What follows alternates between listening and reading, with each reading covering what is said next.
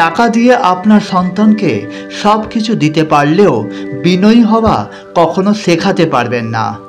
জীবনে আপনার সন্তানকে আর কিছু দিতে পারুন কি না পারুন, অন্তত বিনয়ী হওয়ার শিক্ষাটা দিয়ে দেবেন। এটা তার জন্য জীবনের সবচেয়ে জরুরি শিক্ষা।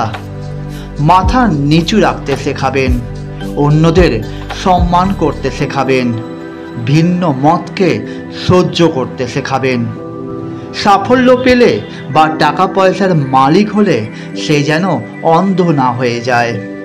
এই সমাজে আমরা এমন মানুষ তৈরি করছি যাদের হাতে দামি মোবাইল আছে কিন্তু মুখে ভদ্রতা নেই, যাদের পায়ে ব্র্যান্ডেড জুতো আছে কিন্তু হৃদয়ে শ্রদ্ধা নেই।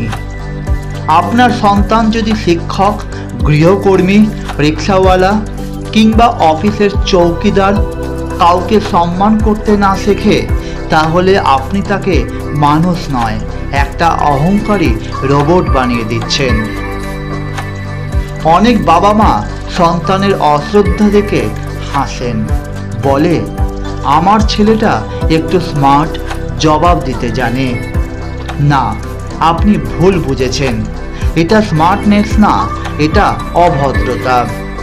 আপনি সন্তানকে গাড়ি দিতে পারেন, বাড়ি দিতে পারেন, টাকাও দিতে পারেন, কিন্তু বিনয়, সহানুভূতি আর আদব কায়দা, এই জিনিসগুলো তাকে হাতে ধরে শেখাতে হয়।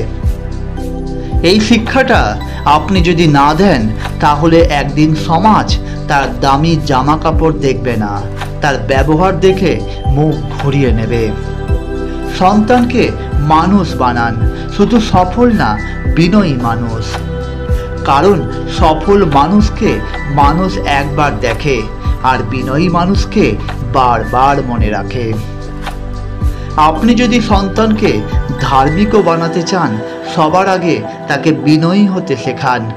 এখনকার সময়ে ধর্মীয় মূল্যবোধের চর্চা এবং নৈতিক শিক্ষা প্রত্যেকের মধ্যে গড়ে তোলার মাধ্যমেই ভালো কিছু করা সম্ভব।